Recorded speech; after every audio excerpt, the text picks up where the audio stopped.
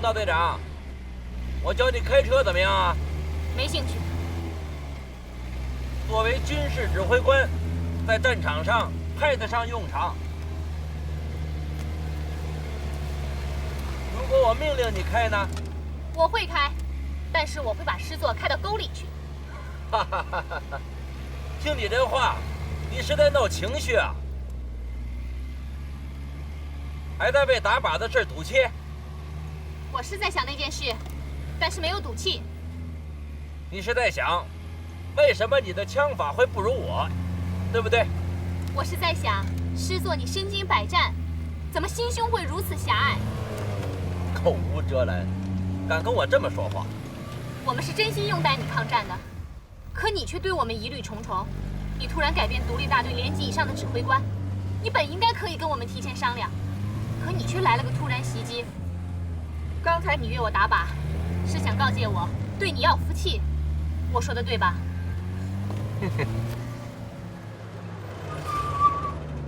说对了。我还要告诫你，在我的淞沪师只有绝对服从，没有民主。淞沪师的抗战口号是我亲手起草的，你要好好研究研究。还有，刚才在你们大队部，我知道你们在开什么会，以后少开这种会。你们可以保留自己的信仰和主义，但绝对不可以在我的军中扩散和发展，这样会和我的军法相冲。哪一种主义，哪一种信仰，既然能够生存并且发展壮大，就一定有它生存发展的道理，不是哪一个人哪一种意志就可以消灭的。实话跟您讲吧，师座，您不了解颍中的历史。国民党的军队围剿了他10几年，并没有将他消灭，反而使他更加强大。这其中最根本的原因就是他的血脉已经跟颍中人民的血脉紧紧相连。这是何等奇事，你奈何得了吗？反之，我倒认为你应该因势利导，利用这种气势完成你的抗战大业。我说的话对你对淞沪师都有利。我是军人，对政治不感兴趣。那是你对别人的政治不感兴趣，你决策颍中，提出独立抗战，军政统一，这就是建立在政治的基础上。只是你不愿意对我明说罢了。年纪不大，心智可不小。师座，颍中的抗战需要建立在广大群众的基础之上。你也曾多次提出，希望组织广大的群众一起抗战，建军工厂、办学校、办医院，让有钱的出钱，有力的出力，让广大的群众团结一致，一起抗战，让义勇军进行曲人人都会唱。这一切的一切，哪一个离得开政治？哪一个离得开广大的颍中民众啊？伶牙俐齿，我可说不过你。起码在面子上，我不能接受你的说教。我们谈谈下面的话题吧。什么话？把他开到沟里去。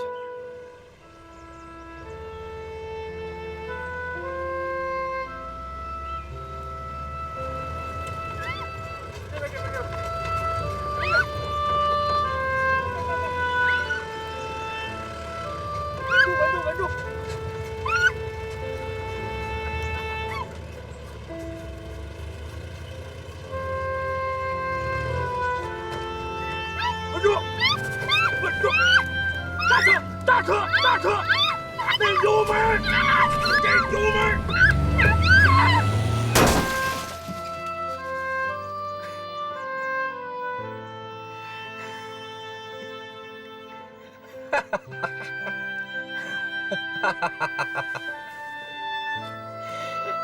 你还真把车开沟里来了！你还笑？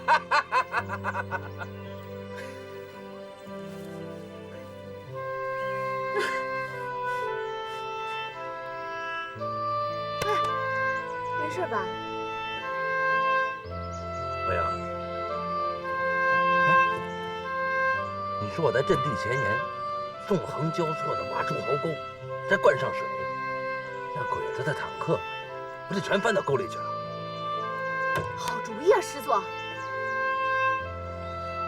我们在颍中早晚得跟鬼子干仗。我正发愁怎么对付他的机械化部队呢。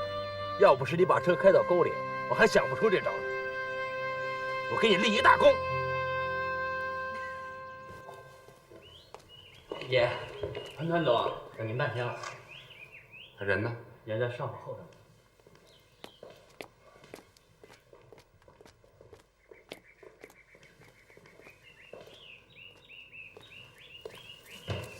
哎呦，祖彪兄哎，你可回来喽！这事儿办得怎么样了？妥了，黄金熙说了，在你行事那天，他带一队日本宪兵，在颍城和衢城之间迎接你押送萧绎的队伍。好。我说，就没谈点别的了啊？我们的计划我们决定，他们只管把人押回衢城。嗨，我是说事成以后的事儿。哦，那还不是水到渠成啊？到时候你把武术清一同送给日本人，颍城群龙无首，到时候你振臂一挥，日本人会认账的。好，这边我想好了，就在团防局内以阅兵的借口羁押萧绎。你呀，想得太简单了吧？怎么？你还有更好的点子？萧绎是什么人？他会轻易上你的当啊？即便是萧绎上了你的当，被你扣在了团防局，送给日本人，全营中的老百姓还不把你当成最大的汉奸？我觉着吧，在这之前，我们要先走好几步棋。你这个老狐狸，那就快说出来吧。第一，不能以你的名义去请，要以县长武术清的名义去请。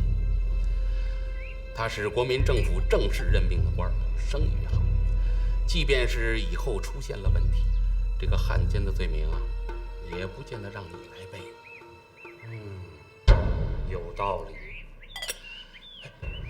那下面呢？这第二嘛，请来萧绎后，不能直接奔团防局，要在全县开个抗战誓师大会，让他在全城人面前亮亮相。到时候我们以拥戴的形式出场。往后，萧绎突然消失了，谁也不会想到是你团防局做的手脚。现在明白了吧？黄先生为什么在半道上接人了吧？好，这个主意太好了。先别兴奋啊，想归想，做归做，还不知道武术清那儿对萧绎接管颍城是什么态度呢？好，真是太好了！二位的想法与我不谋而合。萧将军不愧是国军之栋梁之名将，理应担任颍中抗战之重任。武县长是政府指派的一线之长，应亲自致函委托。还请二位费费心，帮我筹措一下迎接萧将军的步骤。为了做好与日军打持久战的准备，前段时期，我们利用河湖港岔之地障，不间断地构筑防御工事，制定出了以龙口为中心的颍河南岸的广大防御工事网。诸位请看，从周老嘴至小沙口，我们构筑了连续不断的连环火力土堡工事753座，全长95.7公里。除了构筑这些土堡外，还每隔10米远筑一个土堆，遍地挖掘2米深的堑壕，纵横交错，南北通达，直抵龙口师部驻地。师座称之为横墙阻隔。平原作战，日军视装甲部队为利器，而我军视之为最大威胁。为此，师座赋予堑壕新的功能。师座，请演示。山娃子，到，拿壶水来。是。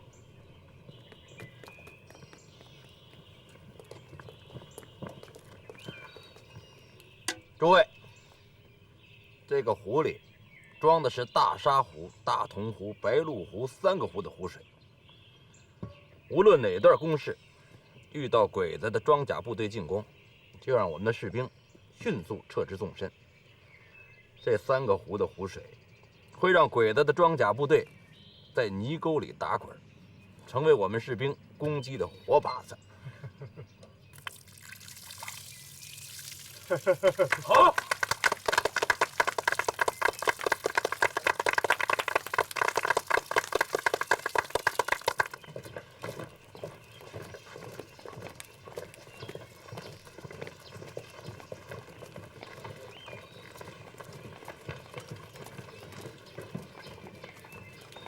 同志们，我们宋师的抗战口号是什么？我是爱国人，爱国人是我，上坏人，救好人，现代抗战是罪人，共敌派勇是敌人，皇帝是小王，国主是党领，绝对打胜仗，绝对胜强敌，有权利出钱，有力不出力，掀起全民抗战，争取最后胜利。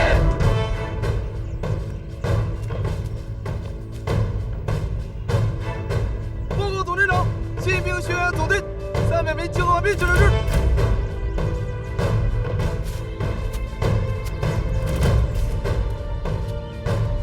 小伙子们，你们即将要加入我们的军队，为了你们的亲人到战场上去杀鬼子。看到你们的精神风貌，有谁还敢再说我们是亡国奴？有谁敢不相信我们能把侵略者赶出中国？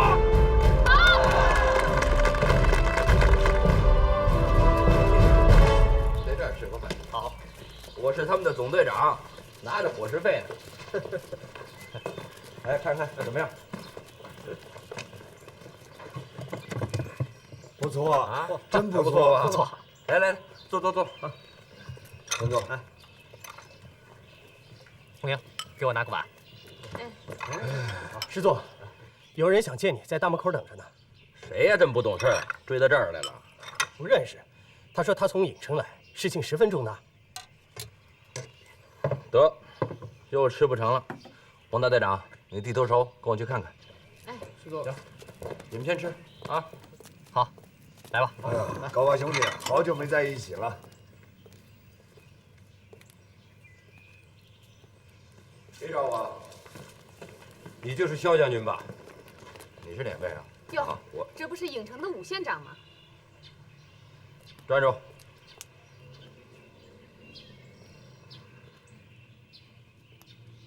没想到萧将军已经通共。通共啊，师座，他是说我的。我们没少跟武县长打交道。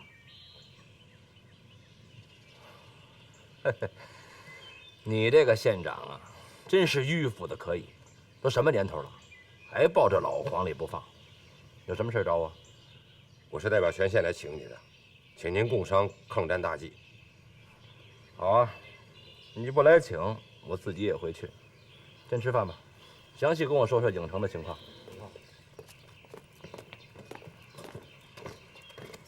父老乡亲们，我们的东面是近在咫尺的曲城，那里被日寇占领，颍城就成了保卫颍中平原的门户。我们绝不能让它落入敌手，我们要把它建立成为阻止日寇西进的钢铁堡垒。好。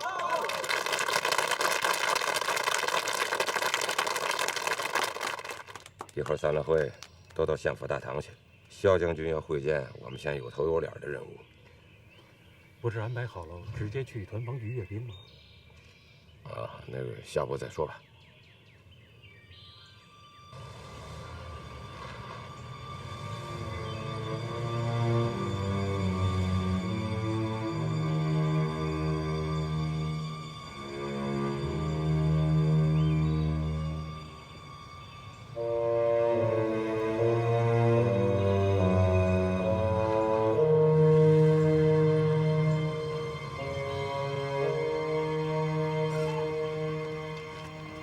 谁有力了？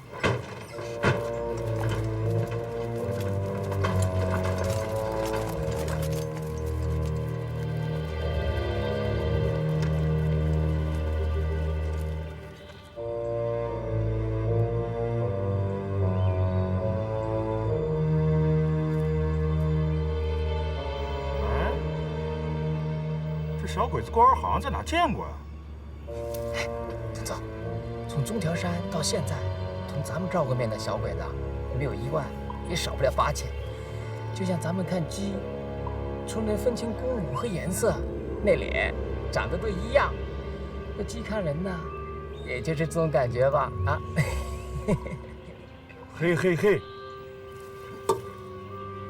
暴露龙要毙了你！肖将军好，大家好。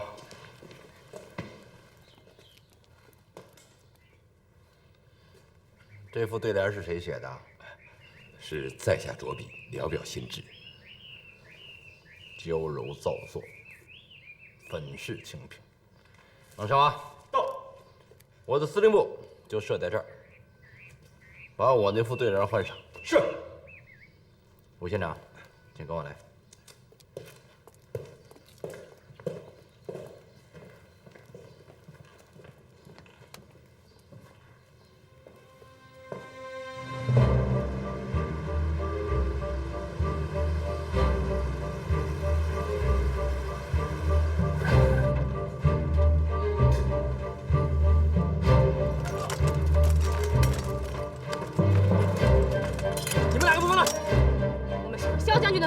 管团防局的，走。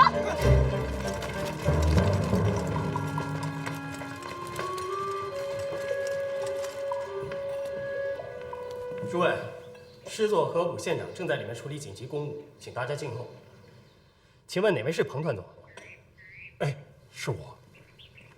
哦，请彭团总劳步，武县长有请。哎。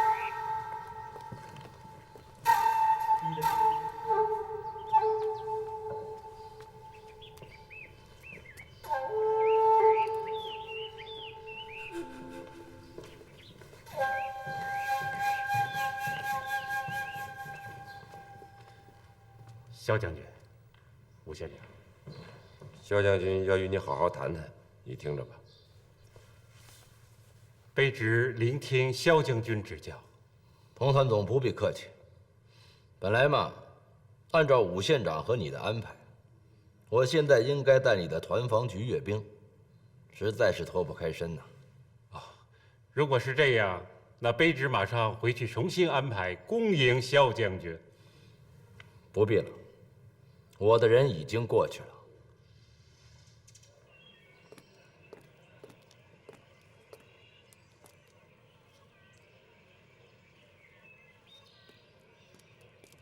从今天开始，你们就正式编入淞沪师的抗日序列。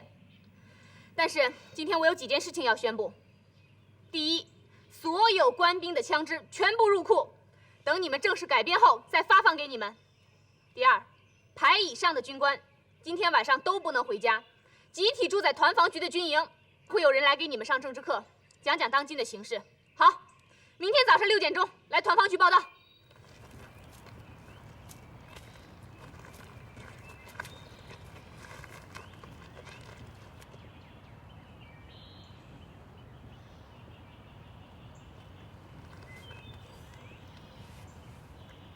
黄先生，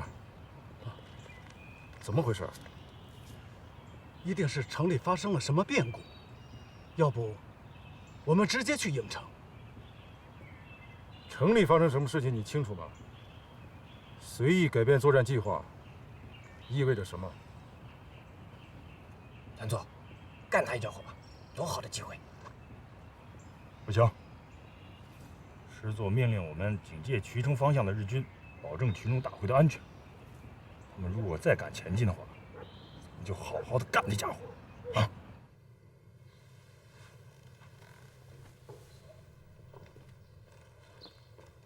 彭天相，我来颍城之前就听说了你不少劣迹。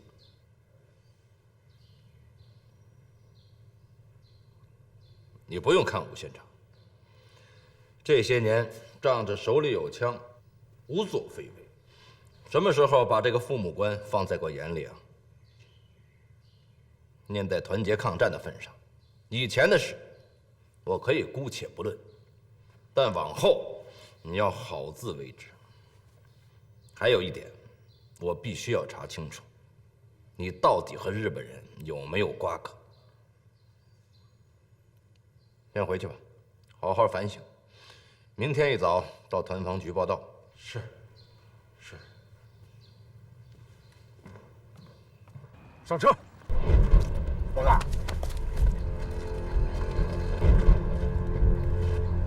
早く乗り込め。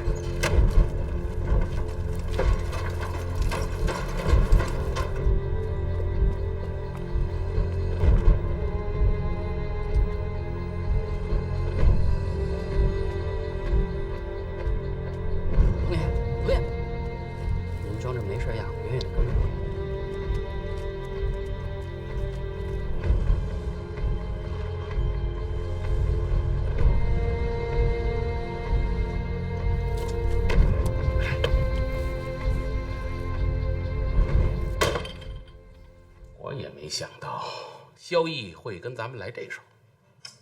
是啊，咱就没想想，他这人打了半辈子仗，论用兵啊，咱俩加起来也不是他对手啊。说这话呀，管蛋用。咱们呀，还是赶紧商量下边的事吧。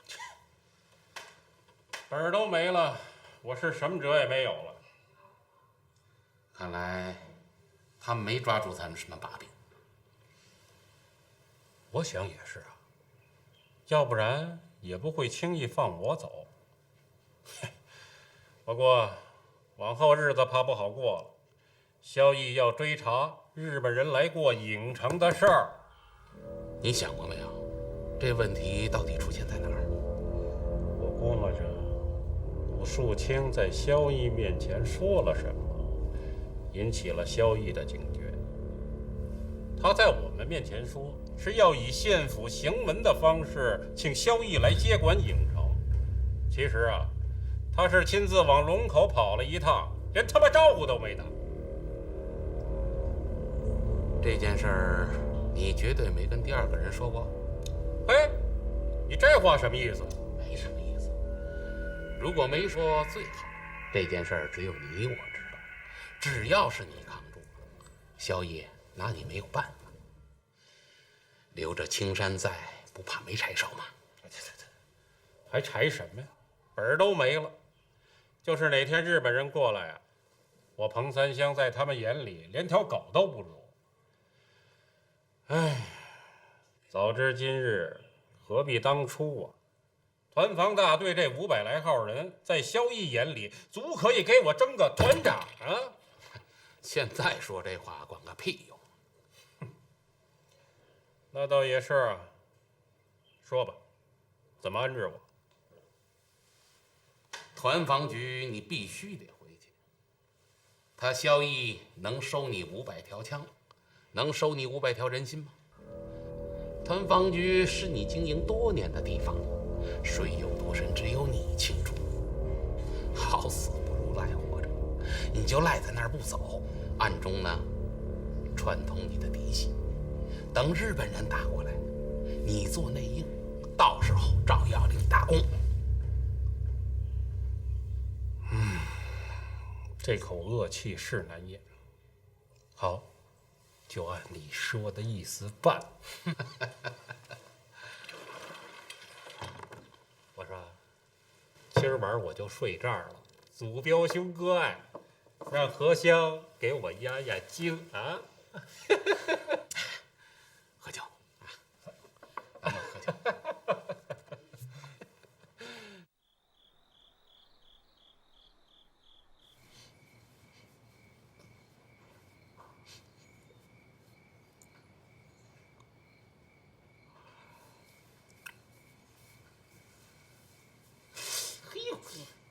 狗子，你他妈这是人爪子还是狗爪子呀？狗爪子，狗爪子，轻点儿。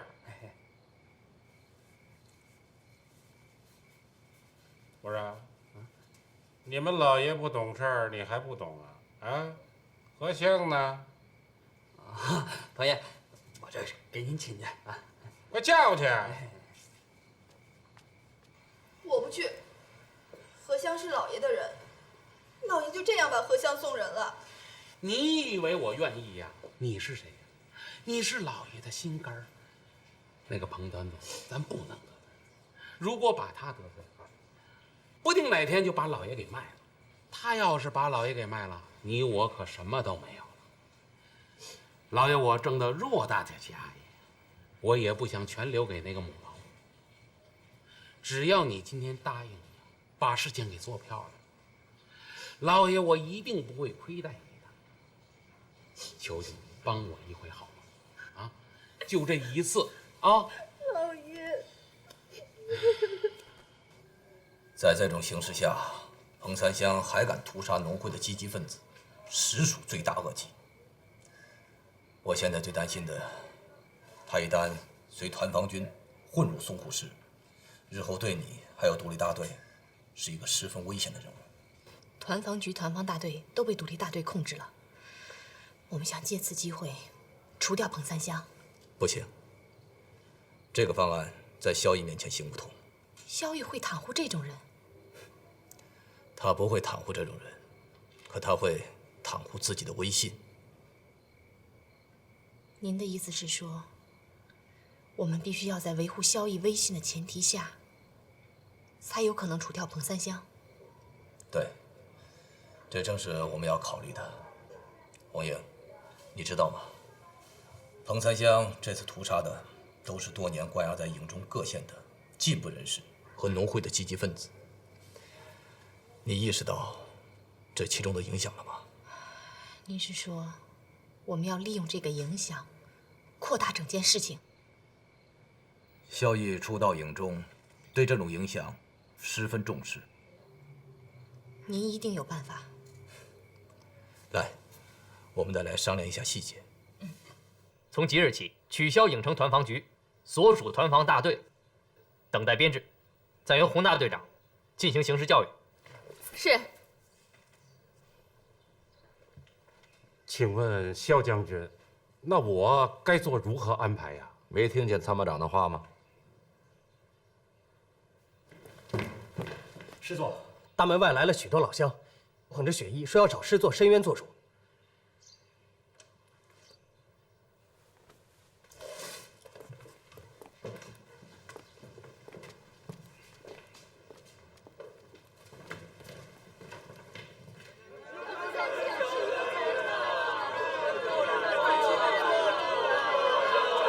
老乡们，静一静，静一静，有什么话慢慢对萧师长说。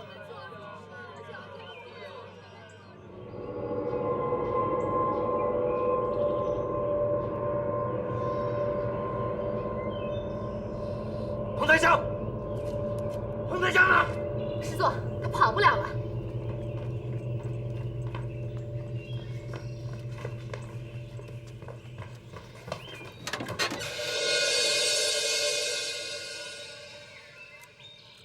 带走。是。凭什么抓我？凭什么抓我？放开我！凭什么抓我？来，放开！放开我！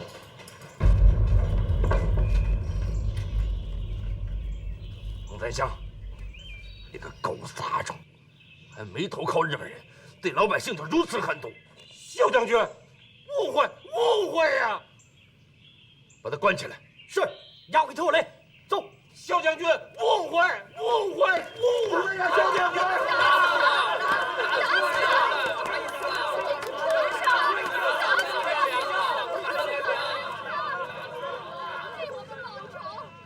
跟我来一趟。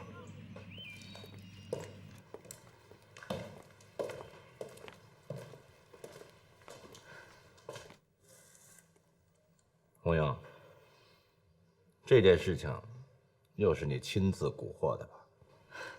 彭三香的恶行传遍颍中，还用得着我亲自蛊惑吗？还算明白事理，知道让我亲自做主。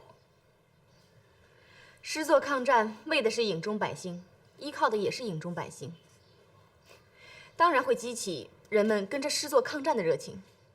共产党就是共产党。我要提醒你，这种事先不打招呼的事情，我不允许发生第二次。那么师座，这种恶行，您就允许它有第二次吗？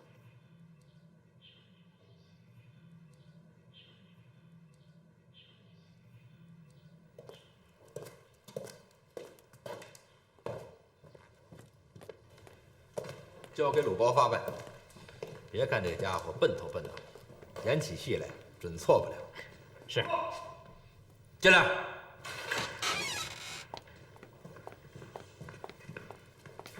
师座、三座，你们找我？你的部队啊，已经撤出老君山的一线阵地，驻扎在城外。师座，我们埋伏的好好的，鬼子的人数又不多，为什么不让我们干他一仗？你呀，现在郢城的百姓是谈鬼的色变，我开大会就是为了安民。老君山和郢城近在咫尺，你打得惊天动地的，大会还开得了吗？红缨的独立大队能顺顺当当的接管团防局吗？笨！是，我明白了。陆团长，师座让你去放了彭三香。放了彭三香？对，但要放的让他安心，让他觉得自己仍是个团总。办法自己想。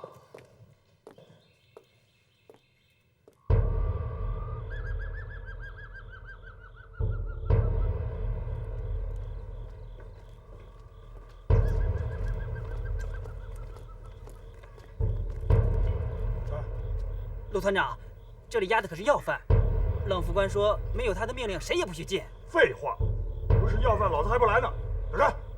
小山，是。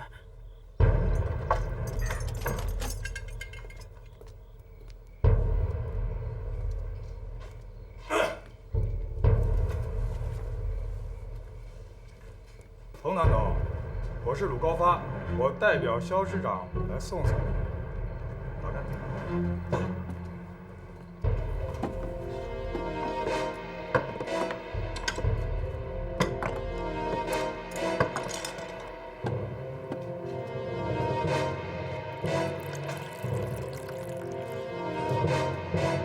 炖头酒。彭南总，坐。卢长官，彭某万没想到会死在国军的高级将领手里呀！肖师长和您卢长官不会不明白呀！我堂堂团防局团总，也是国民政府武装部队官员呢！啊，这么一说，还有点道理啊。这早几年国军跟团防局不还联手剿共呢吗？啊？请问，我杀那些个造反的泥腿子，何过之有啊？彭南总，坐下说。哎，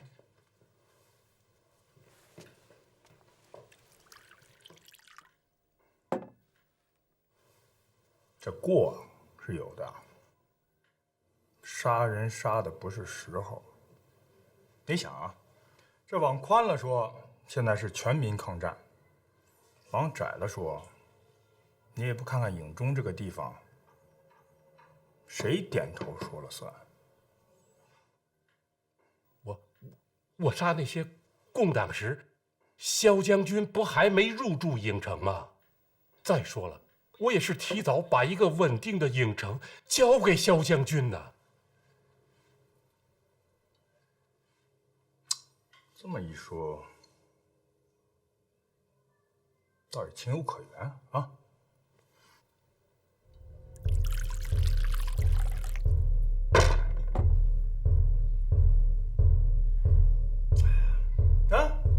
彭南总，你不喝点啊？这酒没毒，一会儿等你出去以后，就没机会喝了。陆长官，到底把彭某怎么样啊？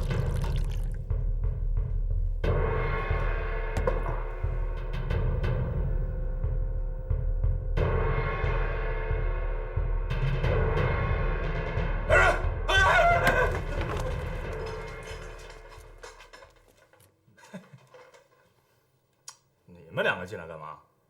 出去。你负责把彭南总护送回府，稍有怠慢，军法处置。是，彭南总，请。谢卢长官。哎，不，谢萧师长不杀之恩。哎，彭南总，你这是干嘛？快起来！团防局已经归属我淞沪师了啊，往后咱们就是兄弟了啊！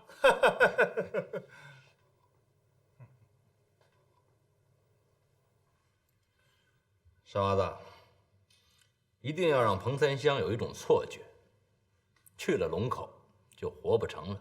怎么说，自己想。是不是逼他产生新的想法？哼，他本来就不是只好鸟。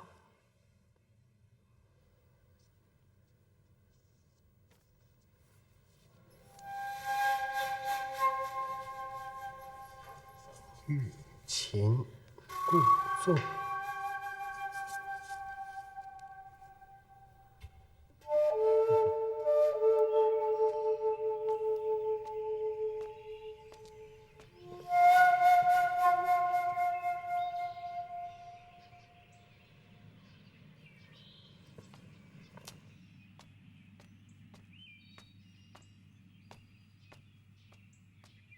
我们的队伍是老百姓的队伍，但是如果以后你们哪个人再敢鱼肉乡里，祸害百姓，我绝对饶不了你们。哎呦，洪大队长，别来无恙啊！团总，你怎么出来了？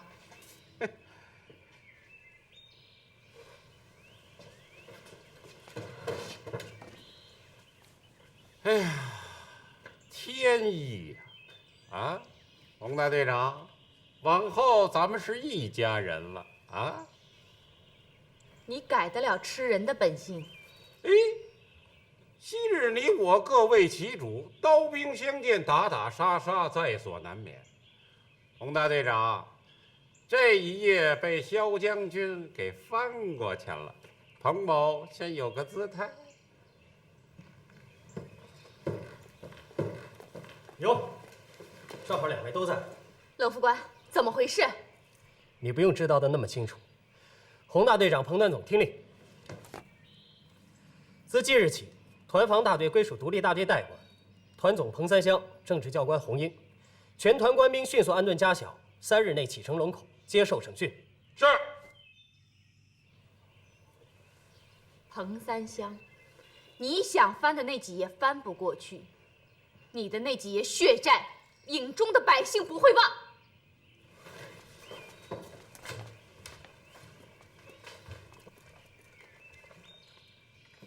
彭三香，这次让你脱钩了，到了龙口再好好收拾你。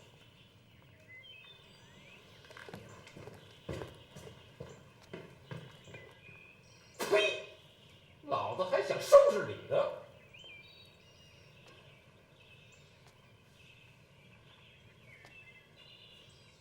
诸位，我彭三香又回来了。说了我坏话的，小心舌头；变了心眼儿的，小心脑袋。狗走千里吃屎，狼走千里吃人。这个萧毅还是和国民党坐着同一个板凳。你快去特委汇报，我去找萧毅。队长，可是这个萧毅放了彭三香，你现在找他会不会有危险？大是大非啊，他是在自毁，在营中百姓心目中的声誉。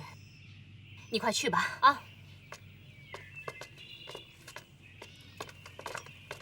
哎呦爷，还有狗子这双火眼看吗？那满城人都看见他彭三香那是大摇大摆的进了团防局啊。这么说，他把我给出卖了？那倒不至于吧？他要真出卖了爷，那萧毅的兵还不早把咱们这儿给围了？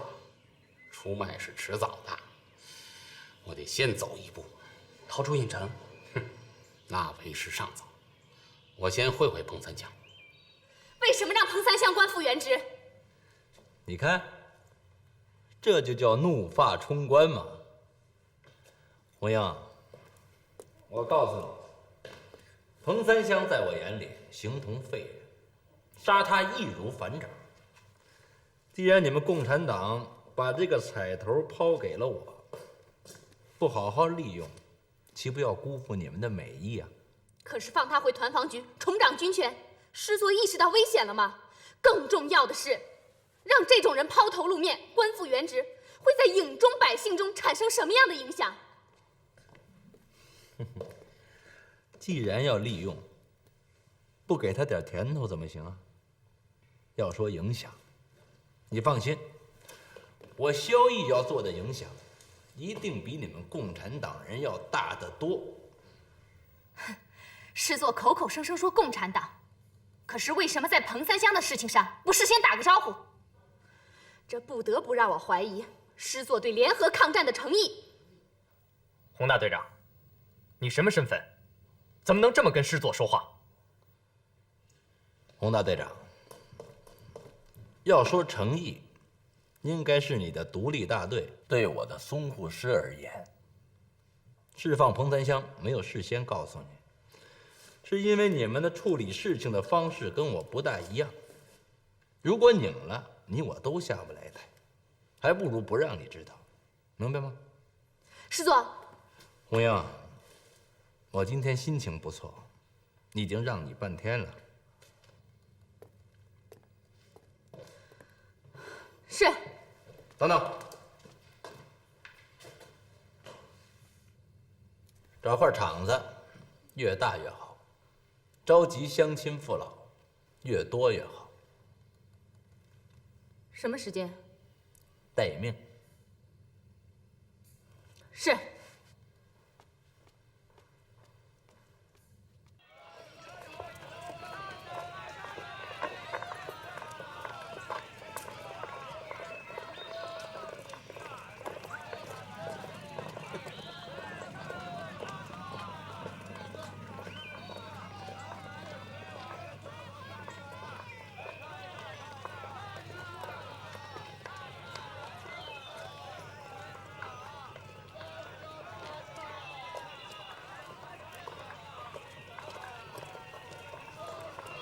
你来了，三爷。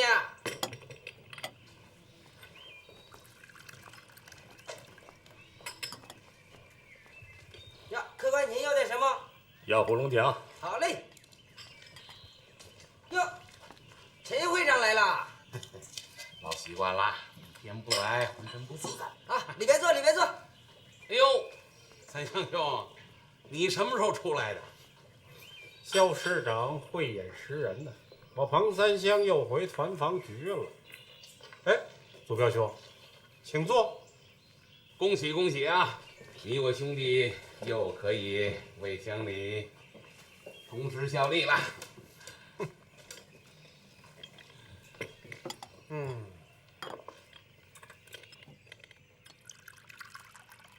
这。祖彪兄。你真以为萧毅对我动了恻隐之心吗？他这是想利用老子的余威弹压团防局呀，动身龙口找事。等红英那死丫头把团防局上上下下理顺了，老子还是个死。我是做生意的，不懂政界军界里的事儿啊。三香兄自己明白就好。啊，那我们原来咱是兄弟呀，现在萧将军视你为自己人，我陈某人还得要高攀呐。陈祖彪，老子可不是出卖朋友的人。此话差矣，若你是经商的，啊，我怕你害我，算计我。你我志不同道不同的，我怕你何来？姓陈的，你落井下石，老子好歹还是个团总呢。团总不假，但要坐稳了啊！你要珍惜呀。行，陈祖彪，咱走着瞧。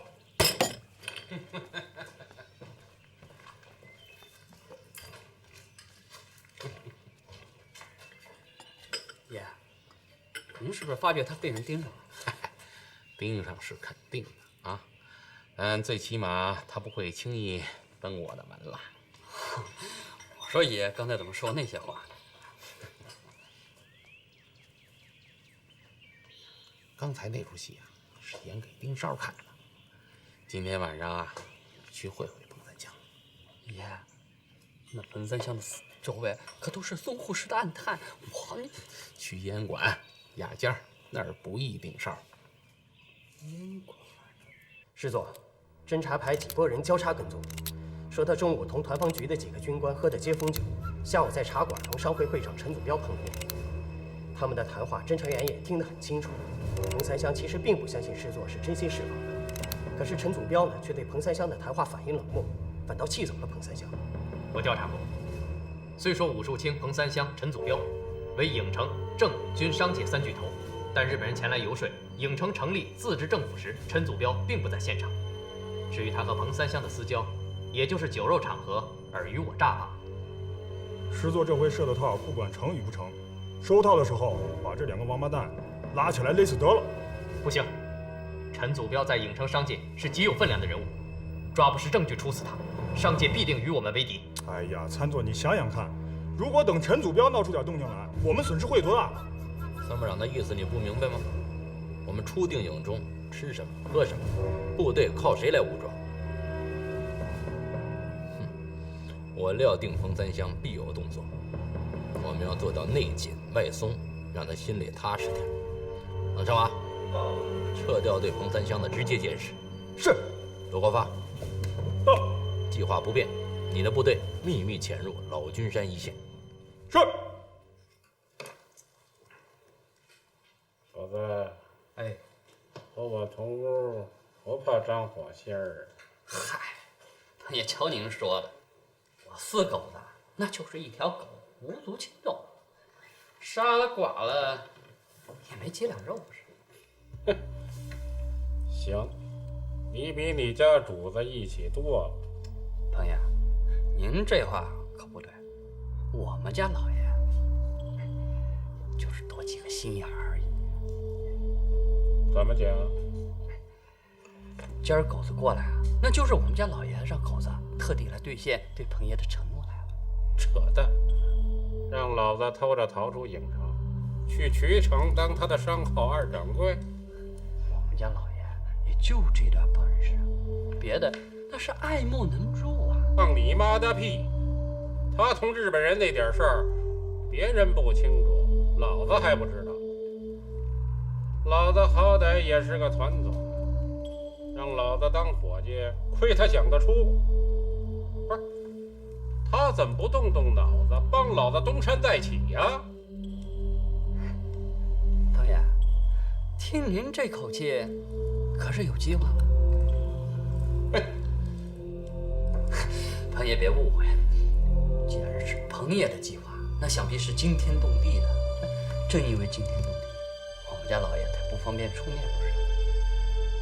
狗子是全权代表，彭爷您尽管说。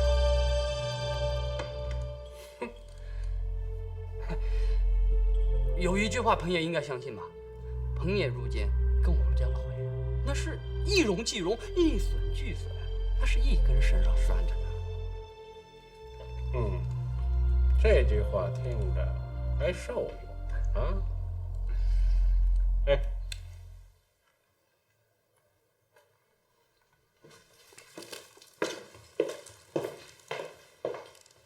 对你们家老爷说，按我的意思，给日本人写封亲笔信，再交给我。那不可能，那他妈帮我个屁呀！亲笔信那就不用了，不过可以让彭爷同黄吉西直接搭上关系。呀呵，怎么的？我们家老爷同黄吉西有个接头的忌口，说出即行。至于说计划的细节，彭爷可以以任何形式直接面陈黄先生。人心难测呀！对你家老爷说啊，我彭某是个行伍出身，不像他是个商人，义气还是懂的。事成了，有他一份儿；失败了，好汉做事好汉当，多拉一个垫背的无益。啊，彭爷，您可真英雄！彭团总是个好人呐，完成任务就帮我找媳妇儿啊！哎，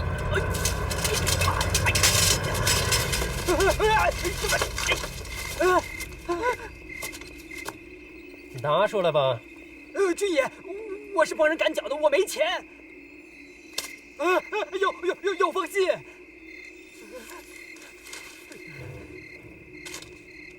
谁派你送的信？是彭团总派的差。妈的，真让我姐夫给猜中了。下面的戏咱们还真得好好演。仍爷，我去吧，一定把小日本勾出来。我现在终于看明白，我姐夫这一招叫9连环，这一环是最重要。信送给谁？衢城的黄吉西，黄先生。就这么送吗？对，彭团总交代，就这么送就行了。谁都知道黄吉西是衢城有名的大汉奸，古贺司令的大红人，就这么简单吗？彭团总交代，有气口啊！说，将军阁下，彭团总约定的动手时间可是午夜12点。萧逸在城里到底有多少兵力？城里城外就一个特务连，由萧逸的小舅子冷山马掌控，其他的人都在龙口呢。那彭团总，他的团防局还能调动多少兵力？这种事儿，彭团总怎么会让我知道呢？不过我想不会多呀，因为大部分团丁都复印了萧逸。明天早晨8点，全部人马开往龙口接受审讯，彭团总也得去。影城的由淞沪师的独立大队和383团接防。太君，到那时候萧逸的兵可就多了，所以彭团总急呀，定在今天晚上12点动手。将军阁下，对付100多个中国兵，宪兵队1个中队富富有余。啊，再说了，还有彭团总做内应呢。将军阁下，要死，时不待我。你速回影城，转告彭团总，皇军今天午夜12点准时进攻影城东门。是，太君。洪大队长，我的作战计划，参谋长已经讲得很详细了。简单的说，你的独立大队要把动静闹得像鬼子攻城一样就行。是。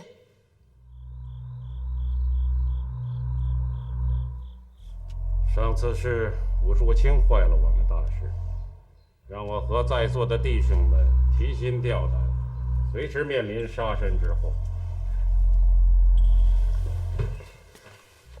这次的计划万无一失，日本人午夜12点定会于陈兵东门外。王南坡，到！你率1个排弟兄，12点准时抢关落锁，将日本人迎进东门。是。其余2个排弟兄，随我突击萧逸司令部，以东门打响为讯号。团总，我们的兵力也太少了吧？可淞沪师的383团和独立大队都分布在城内城外啊。他纵有千军万马，也奈何不了我擒贼擒王。萧逸司令部只有8个卫士，在这个局部上，我2个排的团防局弟兄是绝对占优势的。弟兄们，你们都是我心腹中的心腹。影城迟早会是日本人的，萧逸只会把影城的百姓推入血海。与其被屠城，不如我们抢先自治。事成了，我是县长，弟兄们都有升迁，到时候影城军政一体，这天下就是我们的了。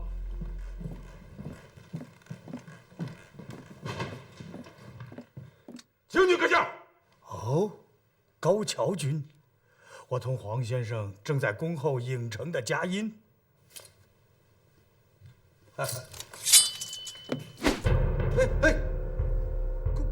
古贺将军，古贺将军，高桥君，你太放肆！将军阁下，你误听这个小人的谗言，势必误我大日本帝国。出动日本宪兵中队是我的主意，难道还要通过你吗？那倒不必。身为警备司令，顺理成章。可是200多名忠勇的皇军士兵，全部玉碎。高桥中佐，是不是也曾说过，出动1个大队的皇军足以当天应征？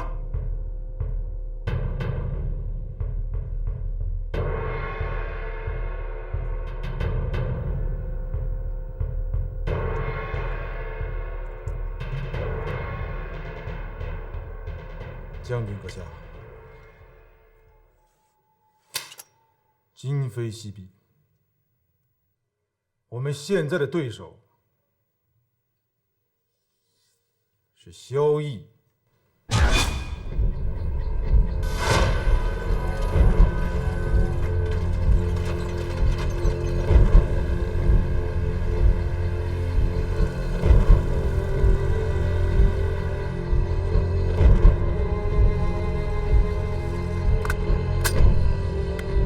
团总，已经进入伏击范围了。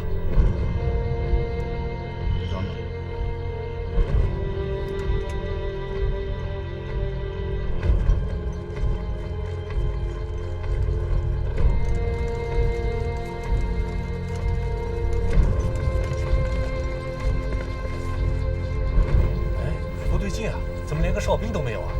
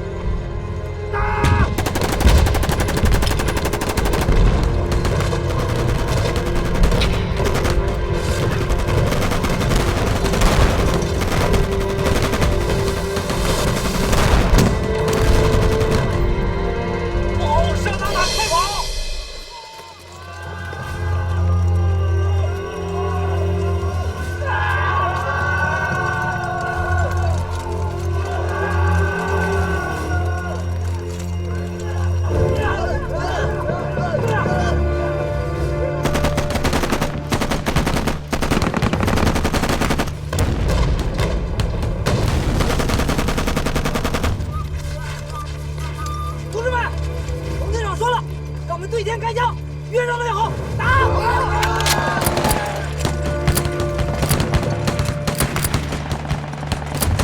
日本人攻击东门，让我们活做交易。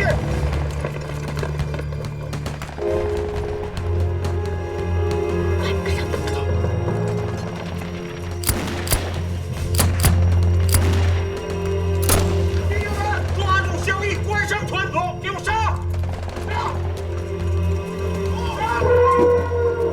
弟兄们，给我活捉萧绎，活捉萧绎！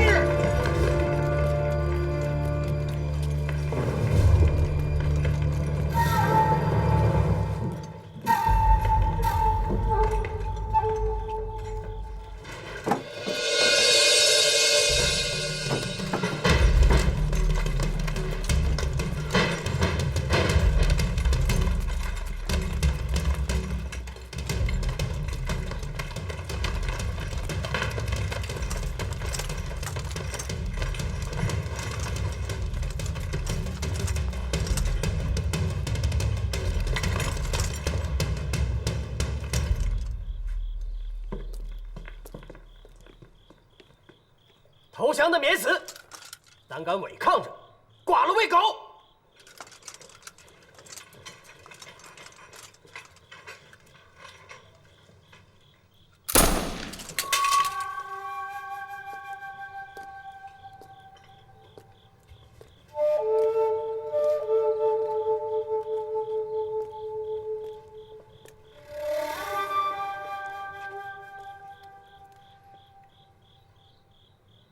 洪大队长，你负责给彭檀香找块地儿。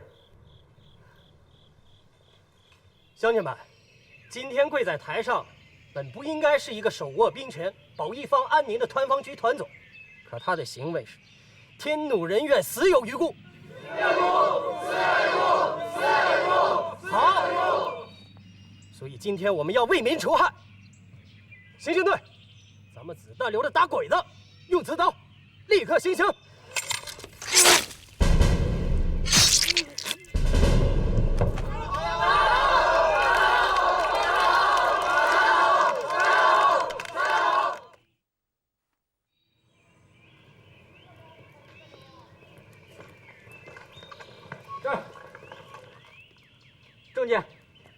证件。兄弟，我是武县长，每天都在这进出啊。什么文县长、武县长，我只是那么肖市长，出示证件。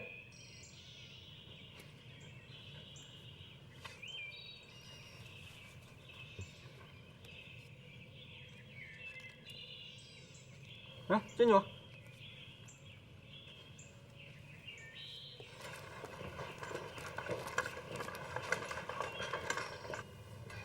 肖将军，我们来了。来了。马上啊，到。传我的命令，各区乡镇官员一律按我的标准试用3个月。生产搞不好的，社会治安搞不上去的，老百姓意见大的，一律免职。是。肖将军，吴某有一事不明，想请将军解释。好啊，来，坐下说。谢谢。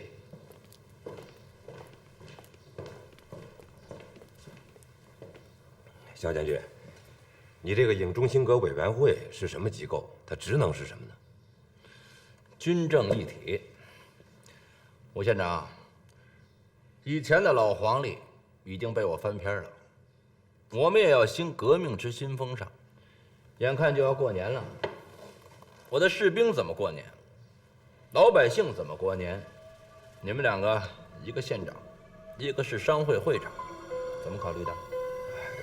肖将军，可是眼下战局混乱，人心惶惶，恐怕……吴县长，你说这话我就不爱听，怎么这么像汉奸言论呢？战局紧张。有我们军队，可老百姓的年还是要过的，而且我偏要在日本人的眼皮子底下高高兴兴过个年。你们2个联起手来，啊！吴县长，在行政上张罗起来，在民众中造声势。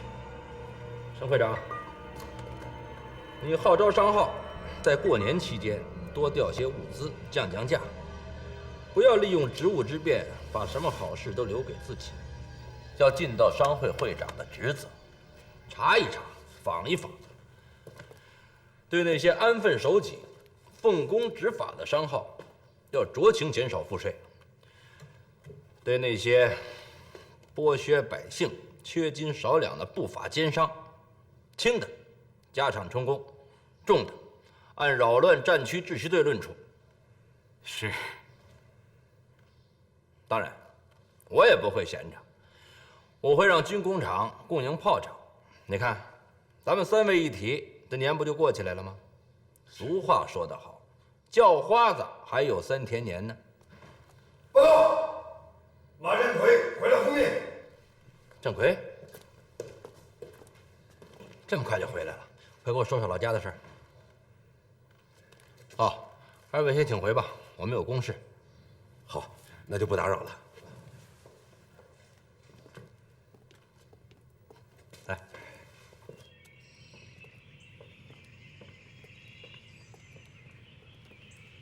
你看那做派，我看比日本人强不了哪儿去。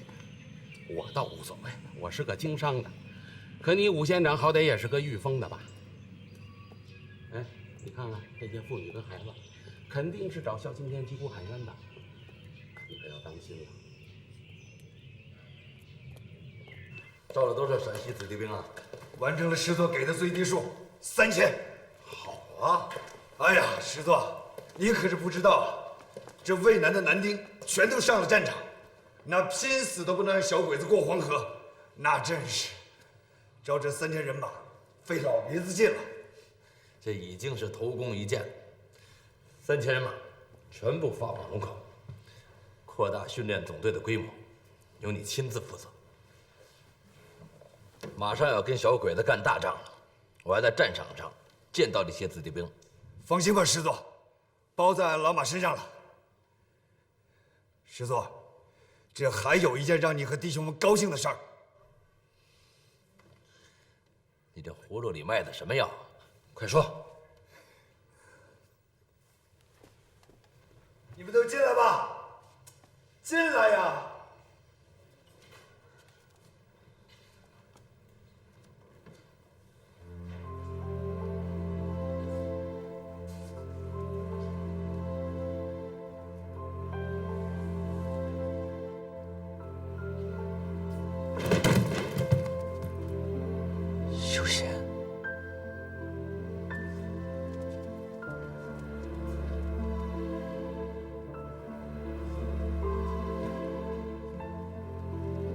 虎，一虎，快叫爸！爸爸！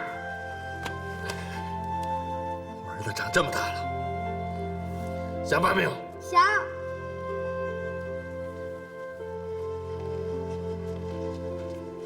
这孩子一路上都在问啥时候能见到爸爸，这下可好了。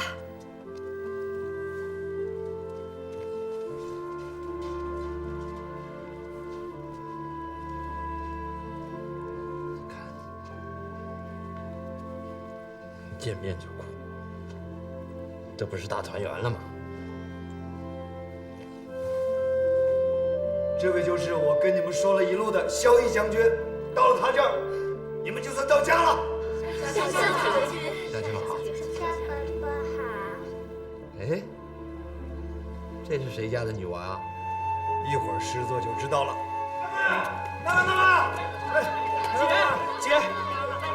姐。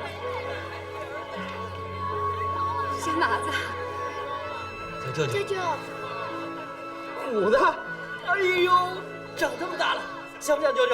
像。我闺女呢？舅舅，妈妈，哎呦，都来了。爸爸，啊，师座，长这么大了都，小舅妈妈。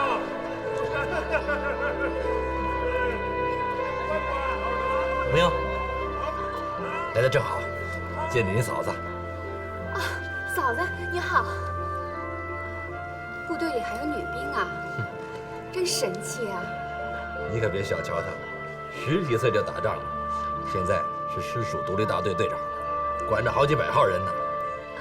哦，师座，来了这么多军官家属，我去安排一下住吧。不用你，有个发办就行了，你就负责陪我老婆。啊，就不习惯我这儿全是大老爷们儿的部队，连个说话的同类都没有。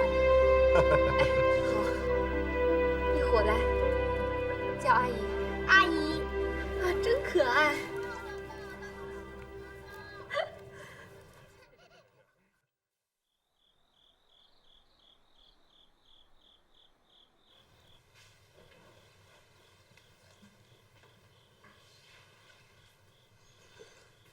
小贤，这些年你把儿子拉扯大，功不可没呀。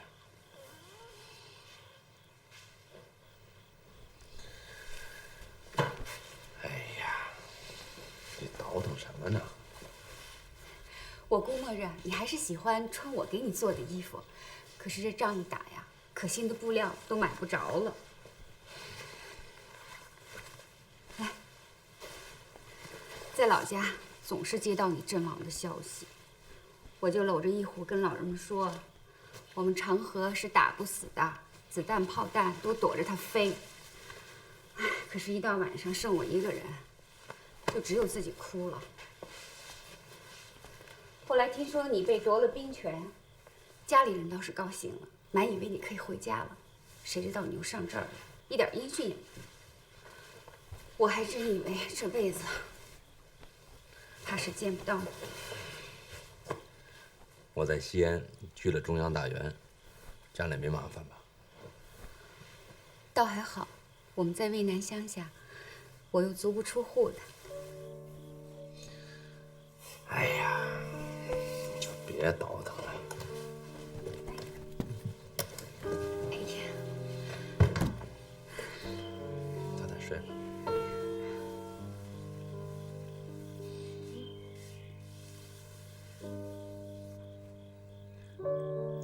你送给我的定情物，这些年大难不死，全靠他保佑我。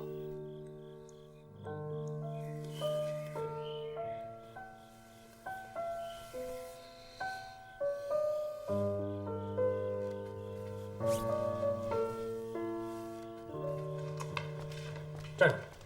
什么事儿？冷副官，鹰嘴湖来人了，马团长急见。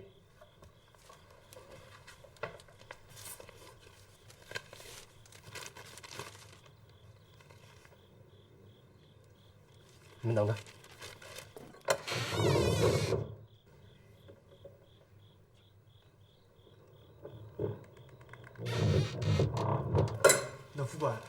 事情紧急，团座等着。知道事情紧急。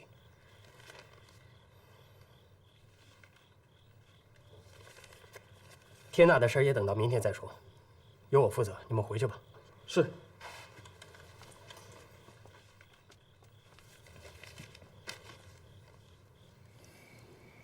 长河，这些年我不在你身边，也没个人照顾你。谁说没人照顾？有一个心爱的人，天天都陪着我。啊？谁啊？那，哎呀，李爷啊，就知道打仗。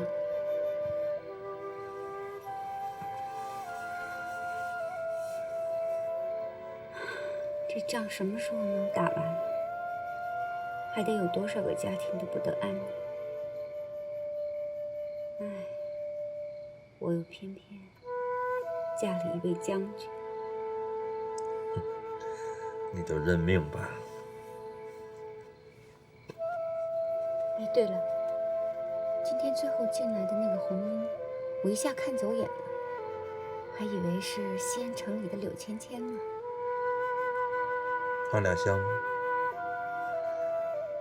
一个是大虎沟门的凤，一个是铁血戎马的金国，差得远了去了。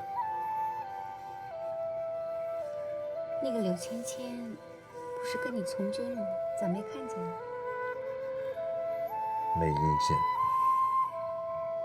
我是真担心他，他是哪儿黑往哪儿走。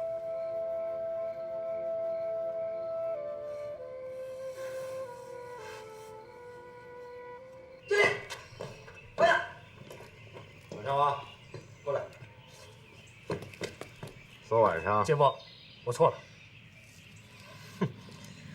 要不是看在你姐的份上，看不扒你层皮。姐夫，其实我掐算过时间，来得及。告诉红英，带着我所需要的人立即赶到鹰嘴湖。是。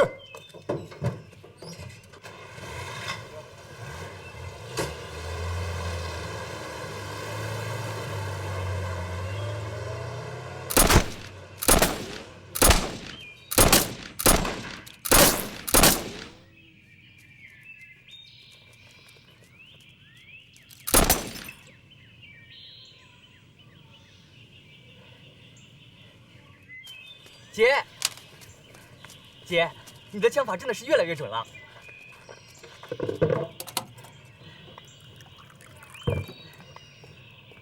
洪大队长。啊，冷副官。洪大队长，师座让你马上从你的大队当中挑选20名水鬼赶赴鹰嘴湖。什么水鬼？就是水性好的战士。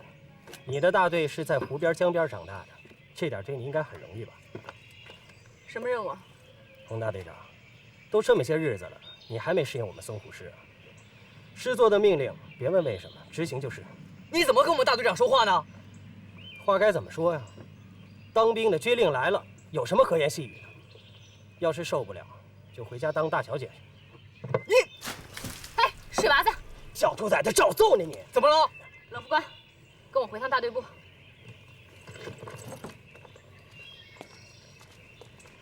情报来得很及时，日军这支运输队走的是水路，装载的主要是从衢城西北方农村抢来的粮食和其他农作物，估计不是运往衢城，就是给小鬼子过年。这狗日的小鬼子，也知道凑咱们中国人的热闹。俗话说得好啊，瞌睡来了，遇到了枕头。咱们要过年，正差年货，这个伏击非打不可。师座亲自指挥作战，攻击部队就近调用战魁的381团。同样，到。20个水鬼到齐了吗？全部到位。马占奎到。能征集多少民夫？洪大队长，小鬼子有多少东西，咱们就有多少人搬。好，这一带的河道地形复杂，水面也不宽，我们在河道上布满了渔网，一定能缠住鬼子船上的螺旋桨，让他们的运输队瘫痪在河面上。我备了点酒，给你们暖暖身子。谢谢师傅。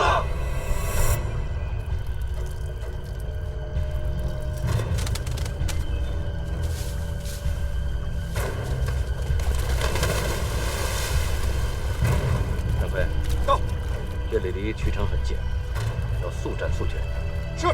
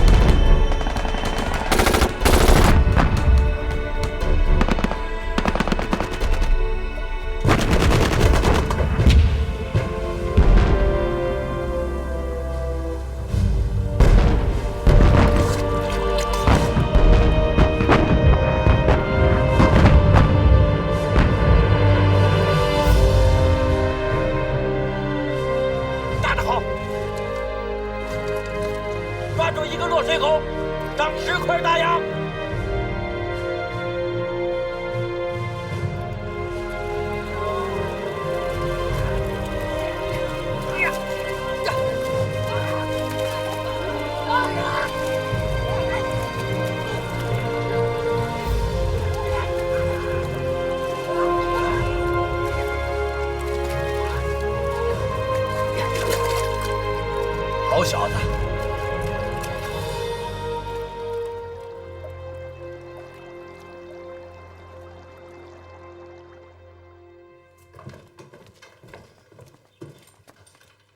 师座，物资分发完了。发完了。洪大队长是这方面的行家里手，老乡们都听他的。我留了一小部分，其余的已经运往郢城。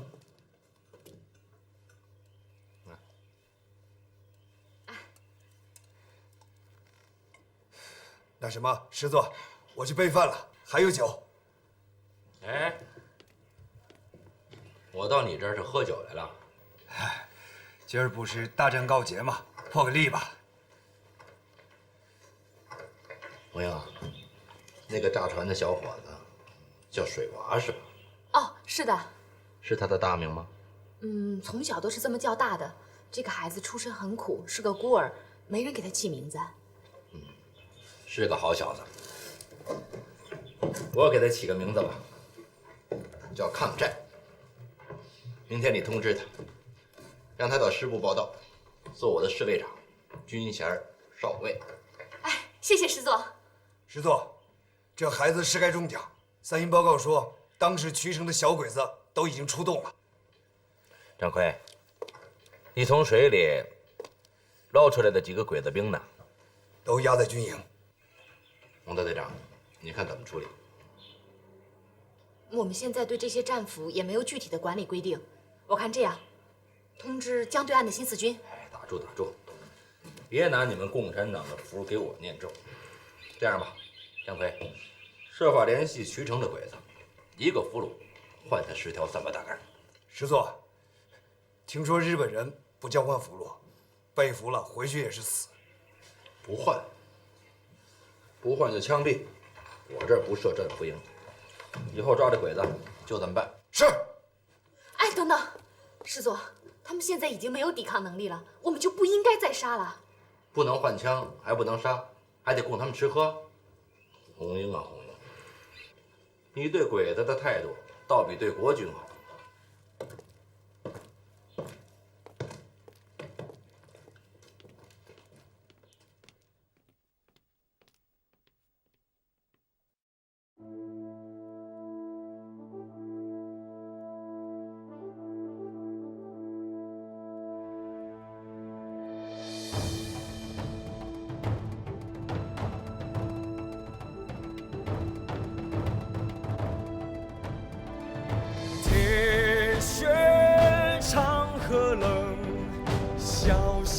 尽个量，见微出鞘真正相，丈夫职场气一方。